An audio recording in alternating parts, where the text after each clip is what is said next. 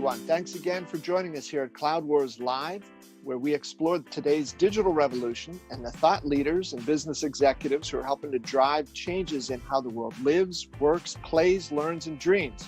Our guest today is Chris Lochhead, legendary entrepreneur, tech industry CMO, category guru, executive coach, best-selling author, and quite recently been named one of the world's top business podcasters. Christopher, how the heck are you? Well, I'm feeling good after that intro. You're raising my self-esteem immediately, Bob. Thank you. Well, it's we can only go down from here, then, Chris. So we'll see what we can do.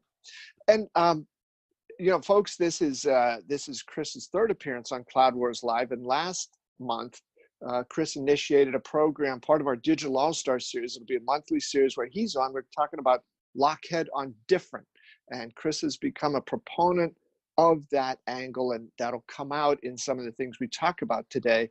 And it's also, Chris, pretty much tied closely to your last best-selling book, Niche Down. Yes, and I'm concocting the third book, which will have a very different-esque theme as well. Okay. Well, all right. We look forward to that. And Chris, so one of the things that just wanted to check in with you, right? Because a lot of this notion today, we get business executives in lots of different industries, and they're very comfortable talking about product differentiation and here's why we're unique and this and that. Yet on the larger scale or the actual scale, right, there's so many companies just seem to be terrified of being different, and they just sort of slowly and cautiously and boringly tack toward the norm. So why does that happen? Why is it so difficult for companies to bust out of that? Well, I think it goes back to human design, Bob. Yeah. You and I as human beings are naturally pack animals, right? And so if we're out on a camping trip together and there's maybe a group of us and we're going to set up our tents for the evening, chances are we're going to set our tents up together in a closely knit area.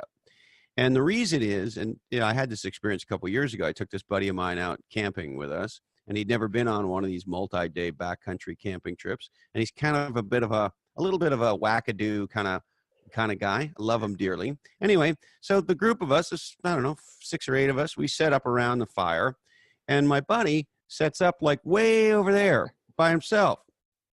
So none of us say anything. We're all kind of looking at each other, laughing, and we have dinner and all that. And we're sitting out there, and we're looking up at the stars and the beautiful Sierra evening. And all of a sudden, my buddy, whose tent is way over there, has an aha, and he goes, "Oh, hey, could somebody help me set my tent up near you guys?" And I'm, of course, laughing to myself. And I said to him, "Hey, what's wrong? You got a beautiful spot way the hell over there." And he goes, "I just realized why all you guys are together. It's because there's bears in the Sierra, right?" I said, "Yeah." And so as human beings, we are comforted by being like each other. We want to be accepted. And of course, at the very deepest primordial level, we know that one over here versus a pack animal over here, that's the one that's going to get eaten by the bear. And so human beings are pack animals. I think it's that primordial. And then in business, it takes courage to be different. But the big aha is that what most companies are doing, what most businesses are doing, is they're doing better. They're doing something that is incremental in nature. And when they go to market, they have a better conversation, and they have, even worse, a comparison conversation. Legends don't do that. The legends that you cover at Cloud Wars, we love to talk about Benioff as an example, who, for all practical purposes, is the creator of the cloud, the guy that made the cloud possible. And he did a very different thing, as you know, but it takes courage to be different, and it can often take a lot of time. But if you look at all of the people that you and I admire, be they entrepreneurs, technologists, scientists, artists, musicians, and I don't know if there's any politicians in the world we admire anymore, but if there are, you start to look at, well, what's the common thread? The common thread amongst these folks that we respect and admire the most is they broke or took new ground. And so the people we admire are, and I'm not sure if this is a word, but I'm going to use it anyway. They're exponentialists. They're not incrementalists. And we live at a time where we need exponential different. And it turns out in business, even though it feels more risky, in point of fact, it's not. We can talk about why it's not. But we need people to do that. And that's where the value is. That's where the new jobs get created. That's where the breakthroughs in innovation and technology get created. That's where the new categories get designed. The new companies come to fore. And, you know, those companies go public and generate billions of dollars of market cap and new employment and so forth. And so Henry Ford was not incrementally improving on the horse. He made an exponential leap. And so that's what the legends do. And the way I look at it is, well, there's a place for incrementalism. I don't want to just completely poop on it, although I'm mostly going to. There's a place for it, you know, and making things slightly better is sometimes the right thing to do. But in general, the breakthroughs, the big innovations come from somebody who had the courage to do something exponentially different that move us forward, either in technology or as a society or in business or on any dimension you want to look at. And the way I think about it is, hey, if we're going to go to work every day, if we're going to bust our heinies trying to do something and make a living and hopefully make a difference at the same time, why not do something that is significantly forwarding the action? Yeah, Chris, it's a compelling perspective on that. And I guess when you hear it, you say, yeah, everybody should do it. Everybody should be that way. It just makes so much sense. Yet I don't doubt that in your various travels here and there, whether as a CMO or executive coach, and you work with authors and advising top executives on things, you've got to run into some very smart people. It's not a question of intelligence, but that for whatever reason they resist that tendency to be different, and whether maybe hunker down into the incrementalism position instead of being an exponentialist or a logarithmicist. And what are the reasons that they give you for that? And in return, what do you tell them? So the main reason is they look at it and they go, well, if you think about it from a business perspective, when you're doing something different, by definition, there is rarely a clear market for it, because the thing doesn't exist, or it's a major, maybe it exists in some form, but you're going to meaningfully step this thing forward. And so it's going to feel very, so if you think about the iPhone as a simple example, sure, there were mobile phones, but Jobs, if you will, redesigned the definition of what a mobile phone was. And for all practical purposes, created or redesigned a category and kind of left BlackBerry in the dust, right? Because before, the definition was this device that had a tactile keyboard on it, and it was primarily a communication device. And of course, he changed everything. The keyboard completely changed; it became glass, and email wasn't the primary use case. And so, for all practical purposes, he reimagined what was possible in mobile computing, and therefore redesigned, if you will, the category. And so, the fear people have is, well, hey, why would I do that when no one's asking for it? Right? And even worse, if you focus group the iPhone, I would argue 8 out of 10 people say, I don't need that. I don't know about you, but when the TiVo was first coming out, and I heard about it, the DVR, the digital video recorder, I had some friends go, oh, this is really cool. You got to get this thing. I was like, why do I need that? I'm perfectly used to watching TV the way that I do, and that sounds interesting or whatever. And then when you get one, you're like, holy camoli. It's hard for me not to swear on this podcast. Well done. I'm doing my best. I'm not sure what a camoli is. Maybe I should say, I have an Italian wife. Maybe I should say holy cannoli. Yes. Maybe that's good. Holy cannoli. Once you use a DVR, you never want to go back. You can't. And today, we can't sit through a commercial. And today we look at it and go, hey, not only that, we want to be able to binge. We want to be able to watch what we want, when we want, on whatever device we want. And when some company says, no, you got to wait till 8 o'clock on Thursday to watch the show. And you're like, 8 o'clock on, what are you talking about? I want it now. And I don't just want one episode. I want to take control over this experience. And so my point is, when a new technology first emerges, most of us say, hey, we're fine. We don't need that. And then once we get conditioned to think about this new approach, we move from the old paradigm to the new paradigm. And once you get to the new paradigm, you look back at the old paradigm and you go, I can't believe we ever sat there through all that crapola, right? And that's how it always is. And in retrospect, it always looks very obvious, when in point of fact, whether it was cloud computing with Benioff, or in this case with TiVo starting the DVR, and there's many other, or Henry Ford with the horseless carriage. Today, when you need a new vehicle, you probably don't really think about a horse carriage. You want a horseless carriage. And so the new innovation, the new category, moves the world from the way it was to the way the way the world, the entrepreneur, the innovator wants it to be. But in the very beginning, if you focus group it, and you ask most people, hey, do you want or need this thing? You go, no, I love my BlackBerry. I don't need an iPhone. Or no, I don't need a TiVo. Or, hey, I love my horse, and my horse Fred is a wonderful horse, and he's part of the family. What do you mean horseless carriage? Yeah.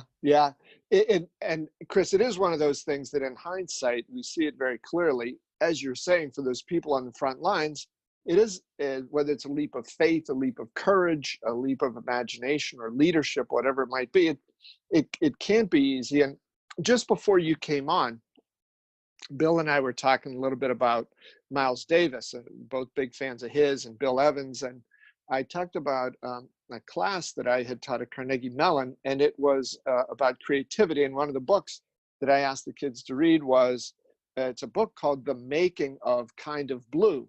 And it explores Miles Davis's thinking in there. He said he knew he wanted to do something new. He kind of tried this, kind of tried that. And then he said one day, boom, it was just right there in front of him. And he said, there it is.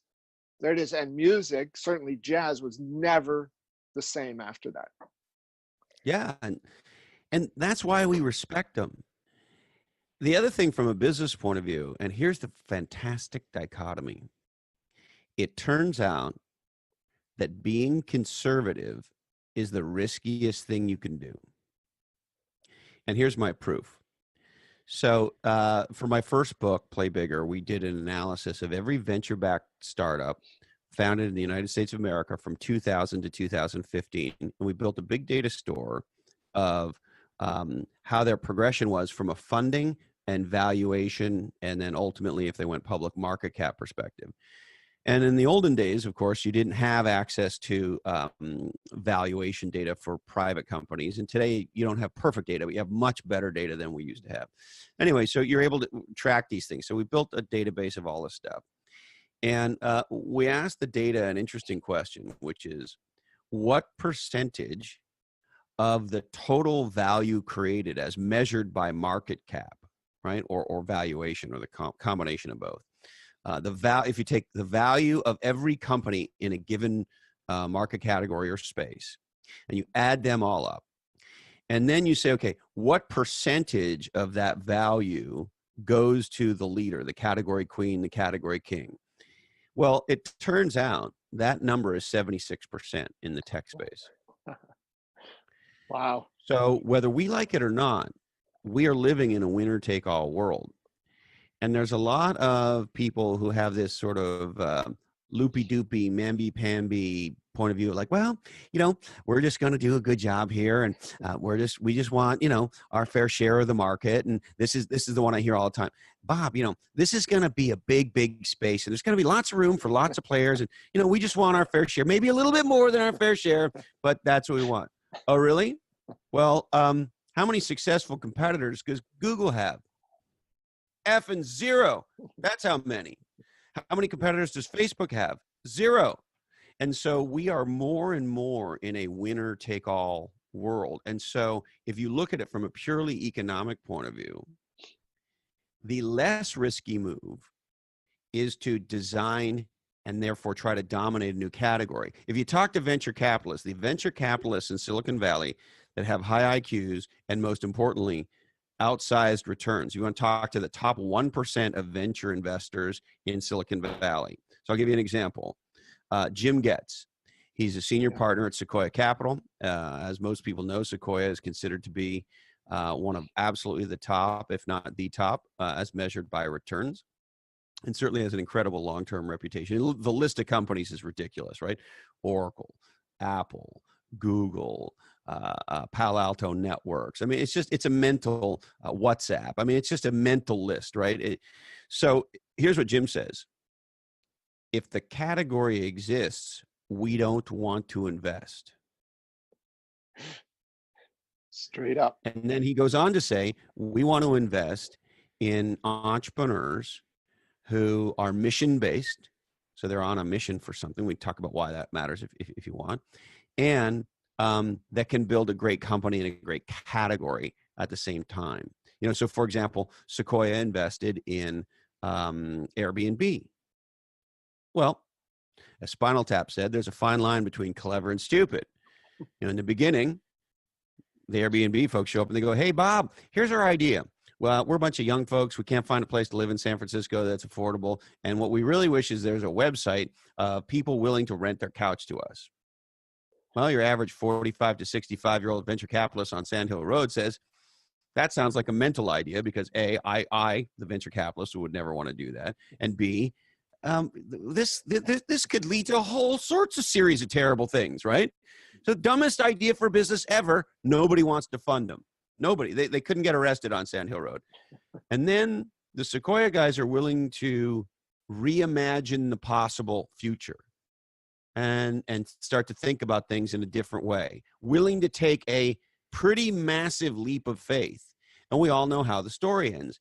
But in the beginning, it sounds absolutely crazy. And here's the most important part of the story.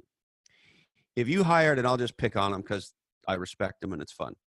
Let's say you hire McKinsey and a bunch of khaki wearing, pleated pant wearing smart people come in and you say, hey, here's what we want you to do. We would like you to do an analysis of the travel space, of the rental market. And we'd like you to look for new white space opportunities to design and dominate a new multi-billion-dollar category that we can create a giant new company and completely transform the way people think about the whole thing. I would be willing to bet you my net worth that they do not show up with Airbnb. Yeah, and that's one of those you've talked about this before, you know, those I don't mean it's a game like ha thing, but you know, you work on this with companies where you tell them, all right, you got half an hour, go and unlimited, all the resources your company has, go figure out a way to take that company down. Yes. It's only with that sort of different attack kind of mindset, you know, freewheeling, unencumbered by what has come before, because I just always think it's so interesting because we see these waves of disruption over and over. We see Airbnb come in and out. And yet too many of us still go back to the old incrementalist model when opportunities come up. So I think your perspectives there are great. And to switch gears a little bit, I know you had some thoughts on the whole subject of different, this whole thing with the college admissions scandal and, you know, some of the crazy things going on there. So what's going on there, pal? So first of all, I find this thing totally fascinating. You know, a buddy of mine texted me when the first news broke of this huge scandal, right? He said, are you surprised? I said, well, the only thing I'm surprised at is that we don't hear about this every other week. It's like, rich people and celebrities trying to bribe the way for little Johnny to get into Stanford? Really? That's been going on. Maybe not Adam and Eve, but maybe once we got Shelley and Steve, right? I mean, that the first school that ever got created that said we don't have room for everybody is when this started. So that's the first piece, but that's the less interesting piece. Here's the more interesting piece in my mind that I haven't heard anybody talk about. Here you have these rich people and I don't know if you're allowed to use this word, but I'll just celebutards, these moronic celebrities, right? Trying to do this stuff. But we have it at a time when there's never been more people questioning the true value of a traditional education, and in particular, the ROI of these things. Now, I am in no way taking a poop on traditional education. I think if you can get into Stanford, God bless you. And that was not an opportunity that was being offered to me. But had I had that opportunity, I would have taken it. And I think for some meaningful number of folks, traditional education is a very good investment, and the data bears that out. I did some research on this. On average, college grads in the United States make 58% more money than non-college grads. So I don't want to be an idiot about it. But with all that said, there are a lot of ways to be successful.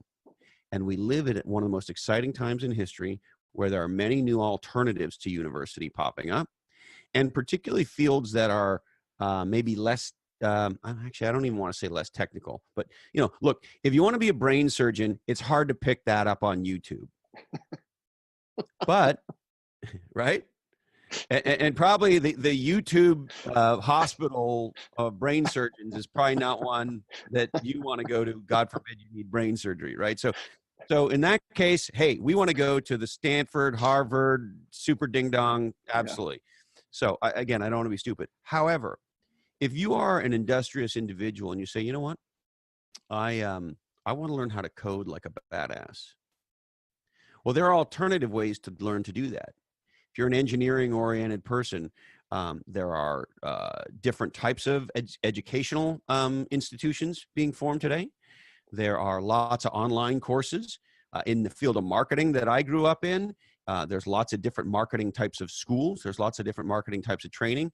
And we live at a time where with podcasts and TED Talks and frankly, my friend Professor Tina Selig at Stanford launched the Entrepreneurial Thought Leadership Series at Stanford. They put all that stuff online. Many of the top universities are putting all their stuff online. Of course, TED Talks, all these things. And so what's my point? If you're stupid today, you're really stupid. Because if you want to get yourself smart on a massive array of topics, there's a way to do that. There are experts in many, many fields sharing their expertise on the internet, on podcasts. Books are being written at an extraordinary rate today. Our friends at Amazon make it so easy to self-publish. My first book was traditionally published. My second book was self-published through Amazon. Incredibly easy to do. You essentially send them a doc and bam, you're up on Amazon. And so there's a lot of content is not a good, because it doesn't value it the way I think. There's a lot of amazing stuff out there that if you want to become an expert on many different topics, you can. The other thing that is interesting to me about this is many people go to university actually not for the education, but they go for two other reasons. They go for the networking, who they're going to meet, and they go for, if you will, the stamp of approval, the credential. Well, I graduated from, Dilla Ding Dong University with this degree, and so you should hire me, you should, whatever with me, right? Well, today, there's a lot of other ways to quote unquote network and to build relationships with people, and the internet makes it exorbitantly easy to do that. I've been amazed in the 2 years I've been doing my podcast, how easy it is to connect with people. Whether they're listeners of the podcast or, probably 70 or 80% of our guests are people that I know, but many of them are not. And in some cases, I reach out to those people, and in many cases, they respond positively. And so it's easy to get a hold of a lot of people. So anyway, my point is you can build your network. And of course, we have social media and we have LinkedIn and we have all these things, right? So one of my best friends in my work world today is a guy named Eddie Yoon. We've collaborated on an article for HBR. We've done all this stuff together. He's helped me with my books. I've never met him. He lives in Chicago. We have an email and Zoom-based relationship. We are going to get together for a beer sooner or later, but we have been collaborating for 4 or 5 years, and it's just never been convenient to meet in person, and I feel like he's my brother. And so from a relationship networking point of view, the technology allows us to do things we could never do before. And then here's the other interesting thing about this credential idea. The internet allows us to be our own credential, to establish our own expertise. We can blog. We can share things. If we find something interesting, I thought your post on Lyft and how much they pay Amazon AWS was a fascinating post. So I repost that. I share that. So if we have expertise in something and or areas of interest, we can show that interest. We can demonstrate our expertise, whether it's with blogging or podcasting or YouTube channels or these sorts of things. Or even if we don't want to be the creator of that stuff, we can share interesting things that others are doing in that regard and at least show people that, we're reading up on all the latest cool things in whatever the area of interest can be. And so my point is, The digital world today allows us to establish ourselves as being credible. And so you can be your own credential. And here's my proof. And I don't mean this there's a word that begins with S, but I'll say crappy. I don't mean this in a crappy way, but I've done a lot of writing. And you go and you write a blog for Fortune, and then you look at your Google Analytics and nothing happens. Suddenly nothing happens. Then I go and I write an answer to a question on Quora, and all of a sudden 8,000 people see it in 3 days. And so I've learned that, with no due respect to Fortune or Forbes or whoever, and you've written for all these folks, you're doing it yourself. We can be our own credential today, and we can become a trusted voice. I think, did we talk last time about my friend, the chicken chick? Yeah. I think we might have. Yeah. She is viewed as an authority on this thing today, this new category of pets we call backyard chickening. And when something's going on with our chickens, she's the first place that we look. Well, she's not a vet. She has created her own credential by just being actively engaged and sharing information and talking about what she's learning.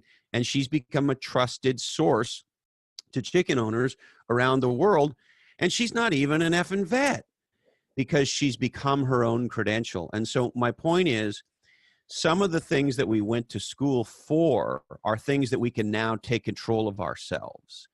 And I'm not saying it doesn't mean that everybody doesn't need to go to school, but I find it highly ironic at a time where people are truly questioning the value of a traditional education. And there are so many alternative ways to get to, because here's the thing, right? What do you want? What you want is a legendary life. What you want is a legendary career.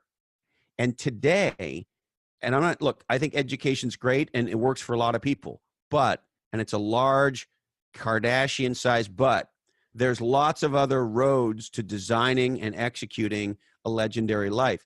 And technology today allows for many of those new roads. And so I find it highly ironic that these idiots are willing to pay $500,000 to get their moron social media pain in the ass horrible child that probably should have her head stuck in a toilet for 3 days to see if we can get her straight anyway, but I digress. We're going to pay $500,000 to convince people that this idiot is a rower and get her into some school, when in point of fact, there are all these other alternatives that could be explored that might be a lot more advantageous for this kid. Yeah, Chris, that was quite a ride there. That you touched on a lot of great things, but I think you're driving home that point. When we get stuck on the old way of doing things and the old models, the old accreditations, the old credentials, there's only one way, do it the way I did it, blah, blah, blah, blah, blah.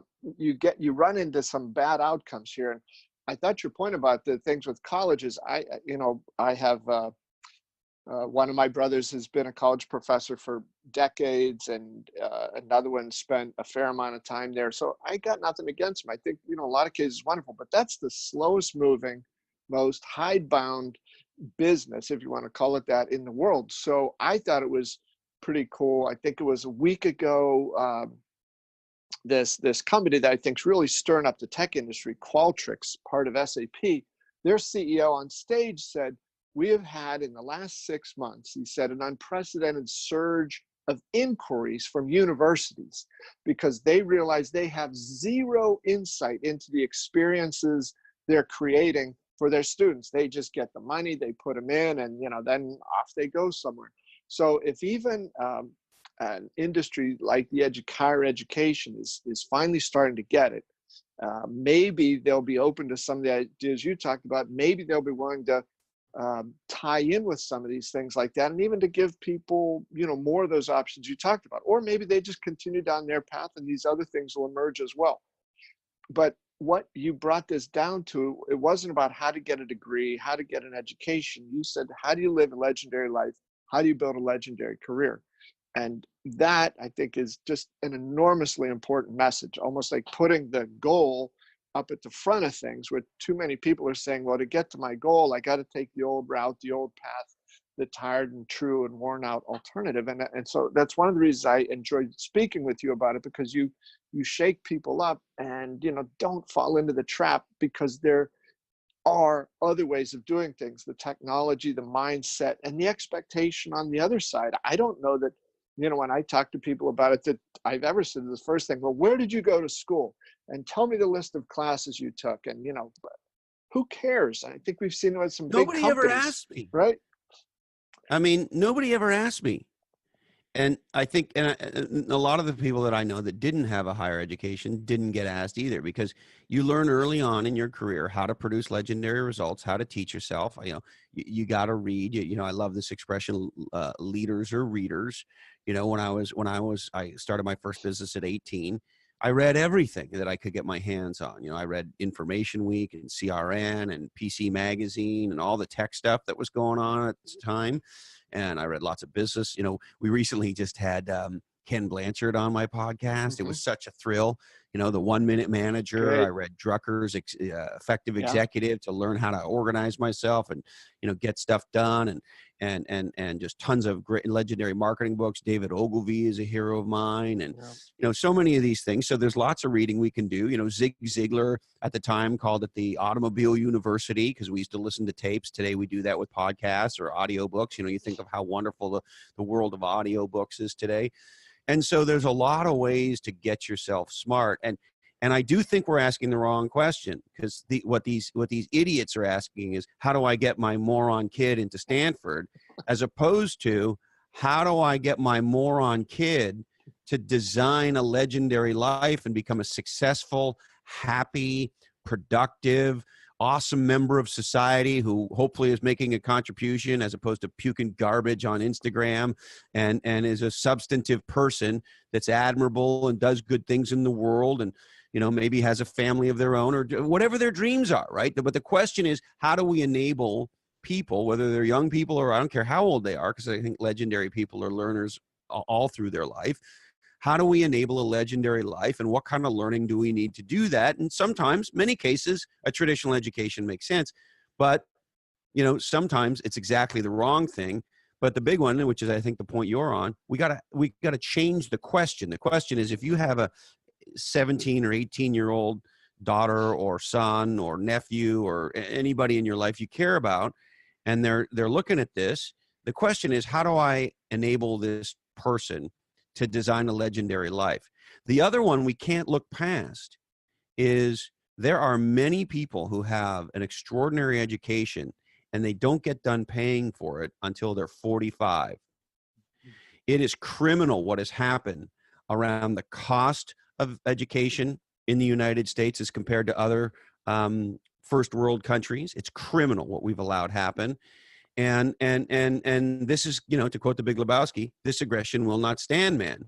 And these universities won't change until there's pressure to change. And part of the way you do that is some of the smartest kids in the world look at alternatives.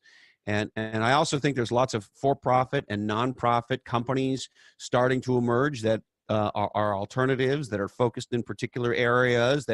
And here's the other one. You know what's making a comeback, Bob? Apprenticeships. You want to be a legendary coder? Maybe you get yourself trained up. Maybe you take some of these alternative education opportunities that exist. There's a million online classes in all these things. So you get yourself to some base level of competence. And then maybe you find one of these wonderful apprenticeship programs where you go work at a great company, and you spend 6 or 8 months or a year or 2 years, whatever it is, sidecard to some legendary, in this case, coders, but I don't care what it is, right? If you think about it, there's some industries where apprenticeship is critical. If you want to be a doctor, that's what an intern is, right? You want to be a tattoo artist, you got to apprentice under a legendary tattoo artist if you want anybody to let you, poke them with a needle. And so, but in a lot of areas, this notion of working as an apprentice, of building your craft, of training under a legendary master has been lost. Well, that's starting to make a comeback. And the value of that, of a practical approach centered around apprenticeship, is a very powerful thing that, some of the higher education places, are too book oriented and less apprentice, practical, in the field, real world oriented. Yeah, yeah. Chris, great stuff. I love that idea. The apprentice thing, I think, right, because time scales, I believe, are shortening these days, right? Companies don't have 3 or 4 or 5 years to fix some of their problems. They got to get it done in 12 or 18 months, or they're going to be done. And I think young people, right? Some people are going to take the 4-year path. Nothing wrong with that. But there's other folks that are going to say, I need to get ahead. And if I can work my ass off for somebody who's really smart, proven, capable, and I can bring something to that as well as learning, in 2 years, I'm going to be so far ahead of where I would have been on a traditional path at 4 years. It's going to make my head spin. And hey, I got to tell you a college story.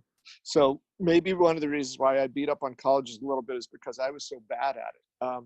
I took an accounting course, I think in my junior year.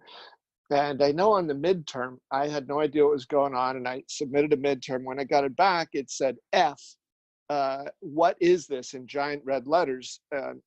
But I got 50 points out of 100. I don't think I deserved 5, but I got 50. On the final, I don't know what I did, but I know my final grade was a C. I don't think I learned anything in the second half. I guess I had to get an A, but that's just not possible. So I don't know whether they needed to not, whatever the karmic thing was, that I did not get the F I deserved. But Chris, so you mentioned the check and check. You've got some great ideas about different ways of approaching education and preparing yourself for a legendary life, more importantly. Where are some other business or industries that you feel are really starting to get the difference engine and really driving that forward? Well, I'm so glad you asked, Bob. Sure. I had this aha last year, and the aha is, this is the greatest time in history for our industry, and it's hard to argue it's not the greatest time in history to be alive. When you and I were young guys coming up, there were a few, 2 or 3 ginormo kind of innovations going on. The PC was really taking flight, and the move from mainframes and minis to client server, and PC networking and client server. So there was 2 or 3 major things going on, and those were giant new innovations, new categories, new technologies that over time enabled massive new approaches to business, massive new approaches to life. Very, very exciting, et cetera, et cetera. But those are 2 or 3 major things going on. If you go through the list today, it's a stunner. And I, in preparation for today, just wrote out a couple. AI, IoT, cloud, crypto, blockchain, drones, robots, cloud, social, mobile, machine learning, and self-driving everything. So I don't know exactly how many that is, but plus or minus a dozen. And if you take a step back and you start to think about all of those things, and of course those things intersect, right? So 3D printing intersects with blockchain, by way of example, and the massive opportunity of self-driving, and so forth and so on. And so, to get to your question, I think the smart people are going through that list and asking themselves a set of questions in no particular order. What do those things mean for me personally in my career? What do those things mean for my company if I'm a company leader? What do they mean for me in the category or marketplace that I compete in? What do they mean in my industry? And start to think about, okay, so what is self-driving? What is AI? What is crypto? What does blockchain mean? And actually start to do some thinking work. I believe that thinking about thinking is the most important kind of thinking. So, you grew up in the publishing business, right? So if we sit there and go, so what does blockchain mean in publishing? You and I, if we sat down over a nice whiskey, we could have a 3-hour conversation. We could start whiteboarding stuff out, start putting notes on the board. And we would begin to have a hypothesis about what it might or might not mean around publishing. And then you go through all those other things. I think if you're a smart thinking person, you have to wrap your arms around this stuff and start to game plan out what some of these things might mean. we had a futurist on my podcast recently who said that the next mega category is going to be wearables, that we are all going to be wearing. So the Google Glass stuff is going to come back. And that what AR, and actually, I didn't even mention AR and VR. They're on the list too. Yeah. What AR is going to mean is that there will be a complete blurring of lines around physical and digital. And so we'll be, you'll be in downtown San Francisco and you'll need to go to a meeting at Salesforce. And if you're like me, you won't know how to get there. And there's a high degree of likelihood you get lost on the way. Well, you're going to have these glasses on and they're going to show you the your Waze is going to be in your eyeball, right? Uh-huh. And ultimately, of course, the glasses will go away and it'll just be implanted in our heads, right? This stuff is going to happen. So anyway, what's my point? I think if you're smart today, you list out the major innovations that are happening, and they're happening very, very quickly. And you begin to game out what they could potentially mean in your career, in your company, in your category, and in your industry. And you do some real thinking, like sit down, talk to smart people, brainstorm some stuff out, and begin to develop some hypothesis around these things. And then ask yourself, if I was smart and I was me, based on this thinking about thinking that we just did, if I was smart and I was me, what would I do about it? Where would I start to dabble? Where would I start to play? The other thing I think we all have to do, and I try to remind myself about this all the time, is we have to be willing to be wrong. Yeah. There's a lot of things we think are true that are going to certainly evolve and may end up being very wrong going forward, right? So I guess my point is, I think there's a massive amount of innovation going on. I think my friends Duncan Davidson and of Bullpen Capital and Mike Maples of Floodgate Capital, who say that the time we're living in now is akin to the late 1800s and the early 1900s, where we had this massive innovation wave in electric light and the automobile and the Industrial Revolution and so forth. There are very smart people in Silicon Valley and elsewhere who think that's exactly, we're living in that time. And that if you were to go night-night right now and wake up in 2040, you won't recognize the world. We now know for sure that babies that are being born today are going to live to 120. That's going to happen. They're going to be, it may very well be that that's the average lifespan. If that's not true for the babies that are being born now, it will be very soon. And so there's this, I almost said the S word, this stuff is happening. And so I think we have to think about this stuff and we have to game it out and we have to ask ourselves, if we were smart and we were us, what would we do in our career, in our business, in our category, and in our industry about it, to take advantage of it, to be part of it, and hopefully to use these innovations for positive things and value and wealth creation. Chris, those are great questions. Great questions. I think pair those up with the notion of, what do I want to do? Well, for a lot of people say, I want to have a legendary career and a great life. And the two can don't always go hand in hand, but they often can. And I think that's been, the core message you brought out today. So thanks, pal. This was great as always. Lochhead on different. And I hope for, you listeners out there, you got a sense of, maybe not everybody can be Chris Lochhead, but we can strive to a little bit of the different angle that's your approach. And Chris, it's very refreshing. And what I love about it, as much as anything, yes, it's fun and all this and exciting, high potential, but it's optimistic, right? You're not saying this out of fear or out of desperation or, the world's crappy. It's a very optimistic, uplifting type of idea. And I think that's one of the reasons that, many people find it so compelling. And sometimes it takes somebody like you a little bit to give them that gentle little kick in the butt to, go ahead. You feel it inside you, go do it, go reach for it. Well, and if I could underscore that, and my friend Duncan Davidson at Bullpen, helped me think this through. If you go back and you study history, the Luddites are always wrong. So if you think about today, take self-driving cars and trucks as an example. And you say, oh, by the way, I don't know if this number is true, but it's the number I hear bantered around all the time. Well, there's 3 million truck drivers in America. And, what's going to happen to them when they don't have any jobs anymore? Yeah, well, listen, there's nobody that works in a typing pool anymore either. What happened to them? I'll tell you what happened to them. They went on to do better things. They went on to do different things of higher value. You know, the first time a human being created a tool, the first time a human being, Eve picked up a rock and went bam, bam, bam, and did something with it, that was innovation. That was technology. And so that technology has always brought humanity forward. Look at what's going on with genomics right now. Where's it going to lead? I don't know. Is CRISPR terrifying on one dimension? Of course.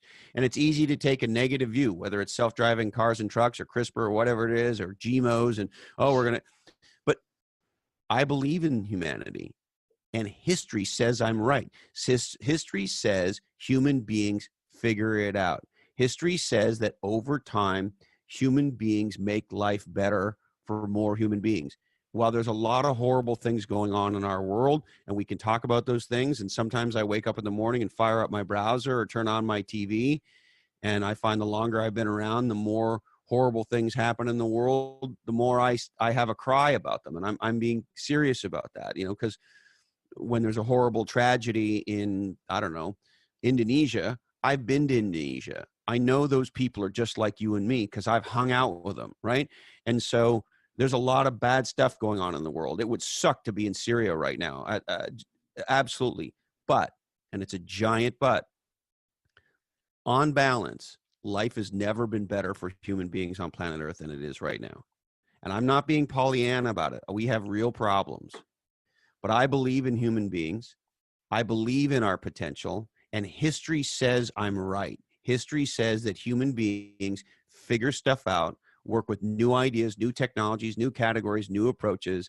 And while there are bad things along the way, on balance, things historically get better over time for human beings. And in the technology field, I think we have an obligation to harness those technologies to try to do good things. And I'm not saying we get it wrong, and I'm not, of course we do. But over time, if you look at the very long tail, life is better on planet Earth as a percentage for more people now than it ever has. If you get cancer today, the likelihood of you surviving is better now than it ever was before. And that will be true probably forever. And in this time of massive innovation, I believe in human beings. I believe we will figure it out. I believe whatever mistakes we make along the way, we will right those wrongs and we will continue forward. Couldn't agree with you more, brother. And that's a great message to wrap on, Chris. Beautifully said. Thank you very much for that. Bob Evans, as corny as it sounds, I love you. You got an awesome brain. I love what you're doing. I can't thank you enough for including me. And yeah, thanks for having me. I love you back, Chris. It's great. It's great. I love all of you audience folks out there too for listening and putting up with our antics sometimes, but the deep ideas here are pretty powerful. Thanks for joining us here on Cloud Wars Live for this episode of Lochhead on Different. We'll see you next month back with Chris and in between with some other guests. Thanks again, everybody. See you soon.